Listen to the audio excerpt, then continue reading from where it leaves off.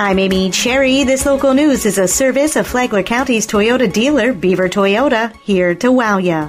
It's Election Day in Flagler Beach. Residents are electing a new mayor. On the ballot are former City Commissioner Kim Carney and Susie Johnston, both who are real estate agents, and Home Inspector Pat Quinn. Just one seat on the City Commission is also up for grabs. Incumbent Eric Cooley faces challenger Paul Harrington, who's a general contractor and has run for the City Commission 3 times. The 66-year-old Harrington, though, was hospitalized in February and has not publicly addressed his illness. His wife, from whom he's separated, confirmed he underwent surgery to remove tumors in his brain. Harrington has not withdrawn from the race. Election Supervisor Katie Lenhart. The polls will be open from 7 a.m. until 7 p.m., and there's only one polling place in Flagler Beach for this election. That's at the Flagler Beach City Hall in the Commission Chamber Room, and that's on South 2nd Street, 105 South 2nd. So if you live within the city limits of Flagler Beach, don't forget to vote in this important local election. It's also Election Day in Beverly Beach, where 4 races, including the mayor's race, remain uncontested. By the end of the day, the city will have 2 new commissioners.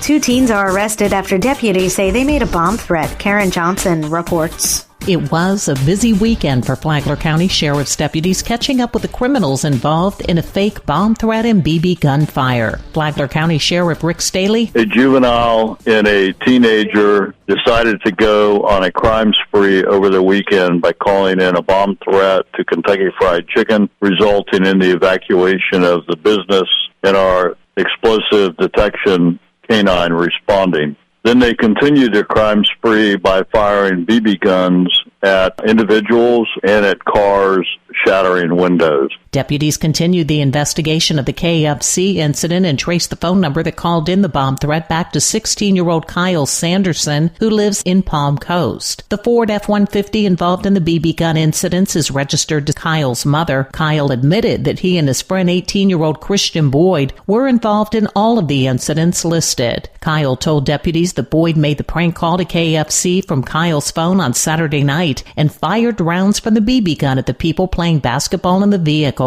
I hope the courts deal harshly with both of these individuals, as this could have ended in a real tragedy. For Flagler's Morning News, I'm Karen Johnson.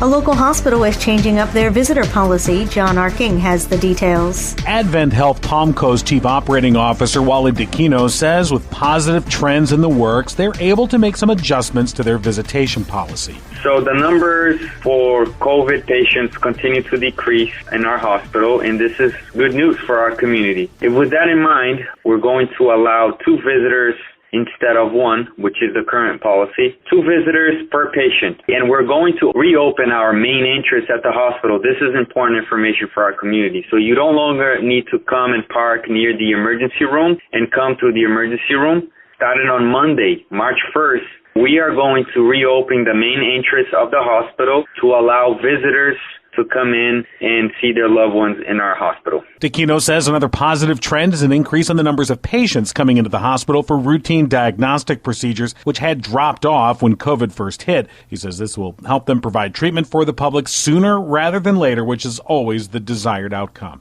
From the WNZF Newsroom, I'm John Arkin. Work is wrapping up on a major renovation at Flagler Executive Airport. Julie Murphy, Flagler County's Public Information Officer, says closures over these next 2 weeks will be required to finish the runway rehabilitation project. There's some critical infrastructure work that has to be done. We're going to have to close the airport for a couple of days for safety reasons. Mostly affects our flying community and the tenants, but there are a lot of people who use the airport like to fuel up or even just to come and have lunch with hijackers. We want to let people know that there might experience some inconvenience over the next couple of weeks. The project cost nearly $9 million, paid for by Federal Aviation Administration and Florida Department of Transportation grants.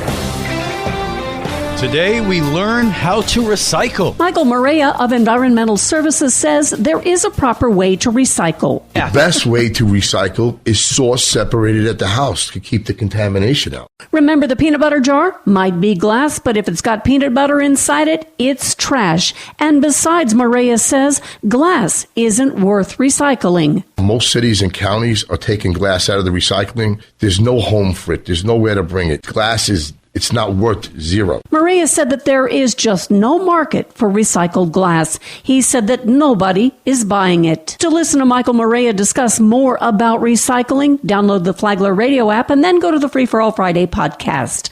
Tomorrow, what happens if the recycling is contaminated? From the WNZF Newsroom, I'm Deb Albertson. And now you're up to date on Flagler's Morning News. I'm Amy Cherry.